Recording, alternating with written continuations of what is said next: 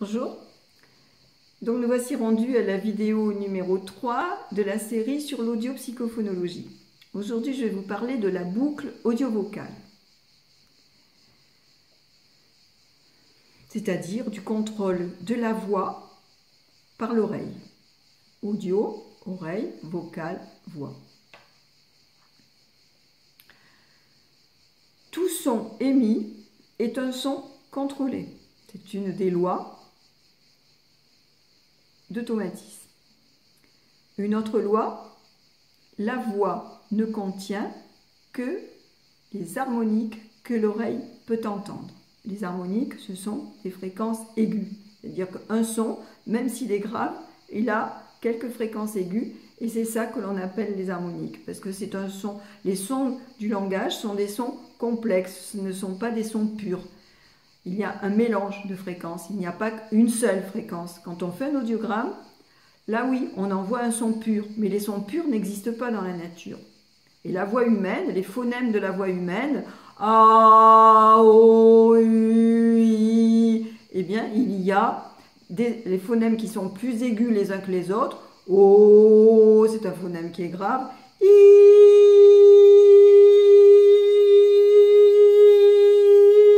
un phonème qui est aigu. Vous voyez, je peux même dynamiser mon cerveau par la production de voyelles en produisant un son osseux. Je vais vous montrer ça tout à l'heure. Donc, boucle audio-vocale. Quand je parle, les fréquences de ma voix sont composées de fréquences aiguës, de fréquences moyennes et de fréquences graves. Les aigus s'en vont devant, les médiums sur les côtés et les graves reviennent sur mon corps propre. Donc, lorsque je parle, j'entends surtout les fréquences graves de ma voix et les fréquences médiums. Les aigus, je ne les entends pas. Donc, j'ai expliqué dans une précédente vidéo qu'il était préférable, si l'on voulait bien contrôler sa voix, d'écouter sa voix avec l'oreille droite. Pour les chanteurs, c'est indispensable. On ne peut pas chanter juste si on contrôle sa voix avec l'oreille gauche. Donc les chanteurs contrôlent leur voix avec l'oreille droite. D'ailleurs, souvent vous verrez les chanteurs qui mettent leur main sur l'oreille. Ce n'est pas pour se boucher l'oreille, c'est pour récupérer les vibrations de leur voix sur l'os, de manière à pouvoir amener ces vibrations, ici, par la main, sur l'oreille et augmenter, en fait, le contrôle de la voix par l'oreille. Je l'ai expliqué aussi dans ma vidéo sur pourquoi faut-il tendre l'oreille droite pour écouter.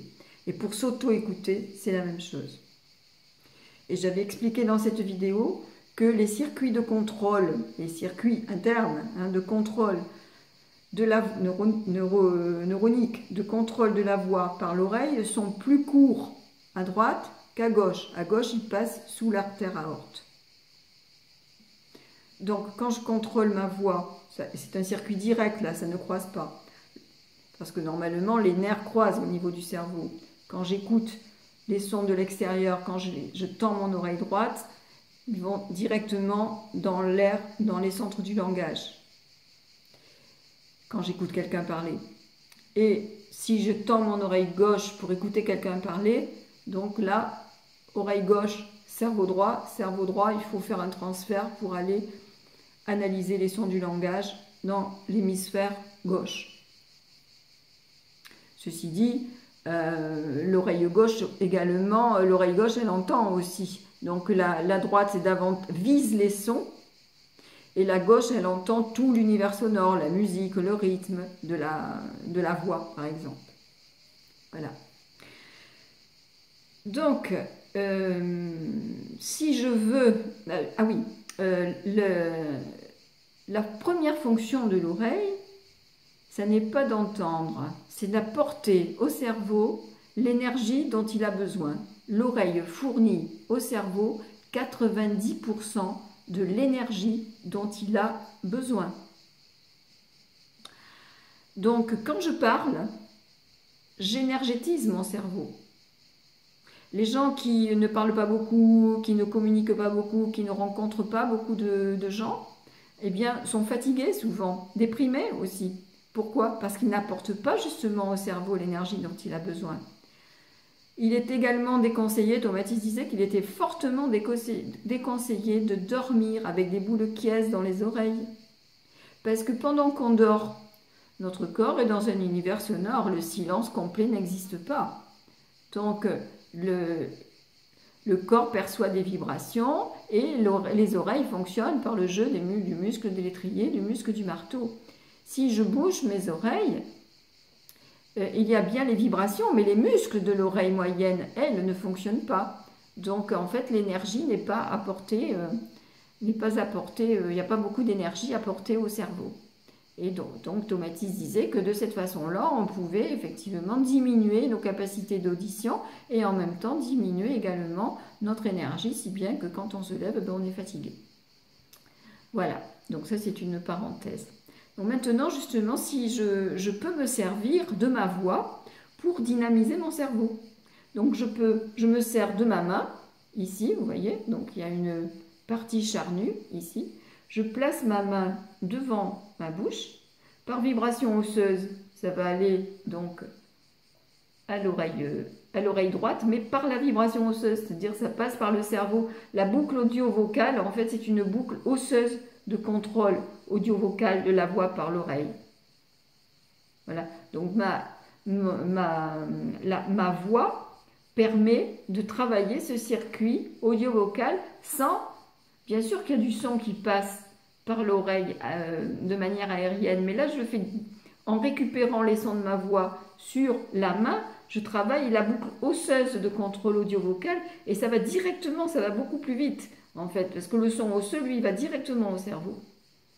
Alors que si je ne travaille que en aérien, ben la transmission du son est plus lente.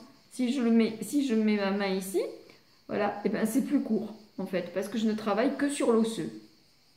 Pas que, parce qu'il y a quand même l'oreille moyenne, elle entend quand même les fréquences là, qui sortent de ma bouche. Il y a quand même du son qui parvient à l'oreille, mais beaucoup moins, puisque tout est capté en fait.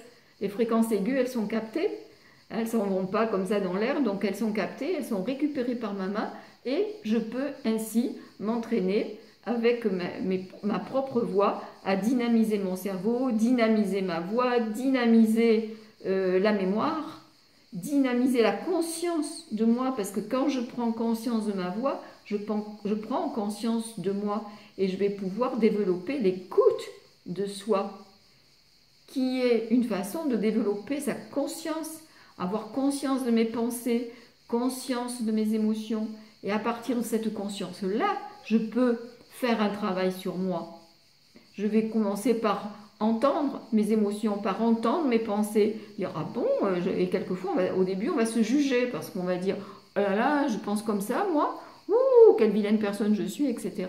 Ah, mais ce que là, je suis en train de juger et tout. Et le petit discours intérieur que d'habitude, on n'entend pas, parce qu'on a je ne sais combien de milliers de pensées à la seconde. Et ça, toutes ces pensées-là que l'on a à la seconde, on n'en a pas conscience. Et quand on devient conscient de ces pensées, on devient aussi conscient de nos émotions, on commence à les ressentir dans le corps, etc. Et à partir de là, on peut faire un travail sur soi. Voilà, donc c'est ça la boucle audio-vocale. Et il existe d'ailleurs un appareil qui est muni d'un micro. Ben, je vais vous présenter comment ça fonctionne dans une autre vidéo. Merci. À la prochaine vidéo. Au revoir.